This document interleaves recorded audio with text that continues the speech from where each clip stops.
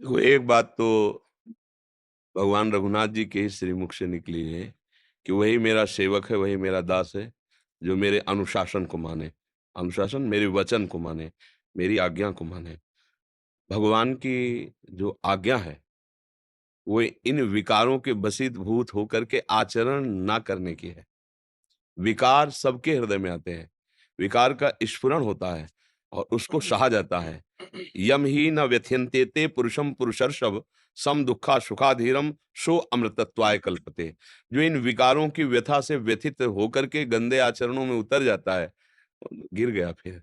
और जो इन विकारों की व्यथा से व्यथित ना होकर के समान भाव रखता है, वही परम पद का अधिकारी अर्थात वही भगवान को रिझा लेता है। भगवान के श्रीमुख के वचन हैं, मात्रा स्पर्शास्तु कौन्तेय शीतोष्ण सुख दुःखदा आगमा पाइनो अनित्यास तास्ति तिक्षस्व भारत। धर्म पूर्वक विषय को ग्रहण करना भगवत प्राप्ति में सहयोग है।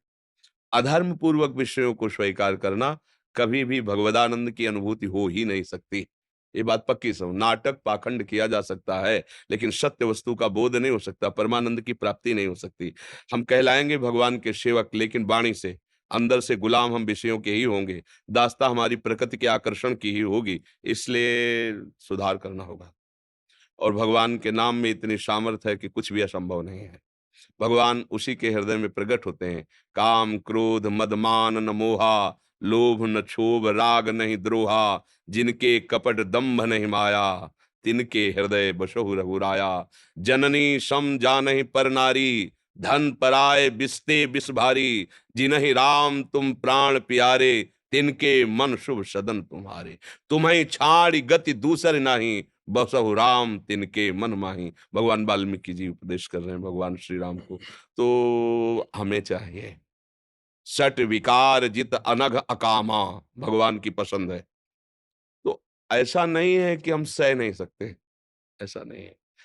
हम जब तन्मय हो जाते हैं तब फेल हो जाते हैं। जैसे काम आया और काम के चिंतन सुख में हम तन्मय हो गए, अब तुम्हें कोई नहीं बचा सकता। तुम्हारा चिंतन बदले तब बच सकते हो, क्योंकि अंतःकरण मलिन होना उसका फल है। वो तो हो रहा है, क्रिया हो या ना हो।